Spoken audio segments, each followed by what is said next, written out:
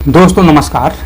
दोस्तों अभी हाल ही में इंडियन स्पेस रिसर्च ऑर्गेनाइजेशन के सैटेलाइट मॉनिटरिंग डेटा के द्वारा हिमालय के क्षेत्रों में साल 1984 और 2023 के बीच यानी पिछले 40 वर्षों में ग्लेशियर लेक का मेजर एक्सपेंशन दिखाया गया है।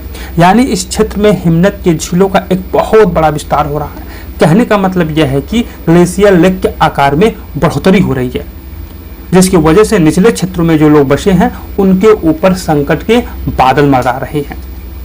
दोस्तों इसरो द्वारा बताया गया है कि जिस तरह से धरती का तापमान बढ़ रहा है उसकी वजह से हिमालय के क्षेत्र में बर्फ तेजी से पिघल रही है, जिसके कारण ग्लेशियर लेक के आकार में वृद्धि हो रही है।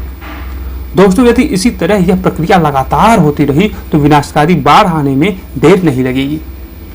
इसरो ने बताया है कि हिमालय के क्षेत्रों में जो झीलें पहचानी गई हैं उनमें 27% से अधिक झीलें ग्लेशियर से बनी हुई हैं और इन झीलों के आकार में 1984 से ही बढ़ोतरी हो रही है और उनमें 130 झीलें दोस्तों अपने देश यानी भारत में मौजूद हैं।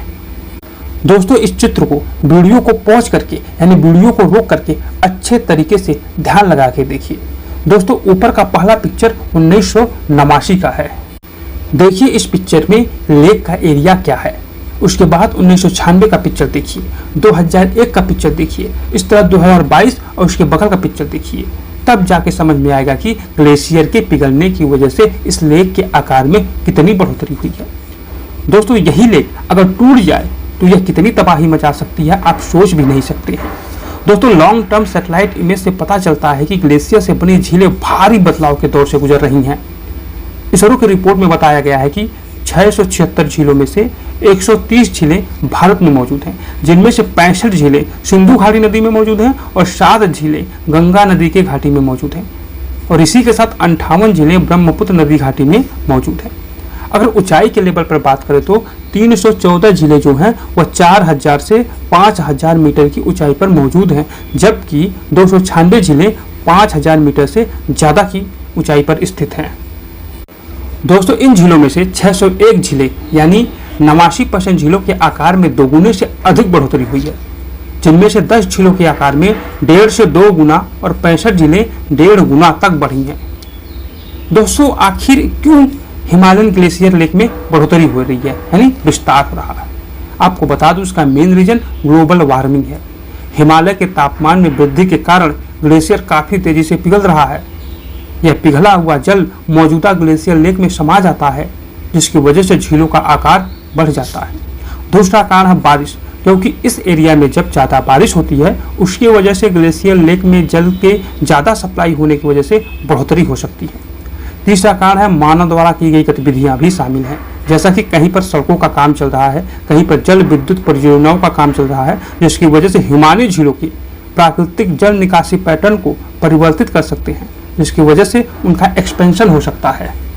यानी कि हिमालय के ग्लेशियर लेक के विस्तार के कई कारण हैं, जैसे जलवायु परिवर्तन, तापमान में वृद्धि, वर्षा के पैटर्न में बदलाव और ग्लेशियर का पिघलना शामिल है।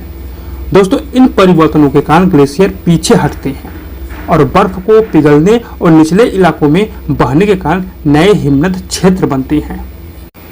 दोस्तों आपने अक्टूबर 2023 में देखा था कि लगातार बारिश की वजह से सिक्किम में 17,000 फीट की ऊंचाई पर मौजूद एक हिमनद झील यानी साउथ लोनाक झील टूट गई थी, जिसकी वजह से कई लोग मारे गए थे। दोस्तों ऐसी आपदाओं को कंट्रोल करने के लिए जलवायु परिवर्तन पर गंभीरता के साथ ध्यान देना पड़ेगा, यानी कि ग्रीन हाउस गैस के एमिशन को कम करना पड़ेगा, जिसके कारण ग्लेशियर तेजी से पिघल रहे हैं। इसी के साथ इंजीनियरिंग उपायों को और अच्छे तरीके से लागू करना पड़ेगा। आर्द्र भूमि यानी वेटलैंड पर ध्यान देना पड़ेगा। इसी के अलावा जंगलों पर ध्यान देना पड़ेगा, तब जाकर के इसको हम कंट्रोल कर सकते हैं। आपको यह देखना पड़ेगा कि किस तरह से ग्लेशियर पिघल रहे हैं, यानी उनको प्रभावित करने वाले कारकों को बेहतर ढंग से समझने के लिए वैज्ञानिक अनुसंधान और इसी के साथ निगरानी को बढ़ाना पड़ेगा, तब जाकर के इनको हम सही तरीके से कंट्रोल कर सकते हैं। धन्यवाद।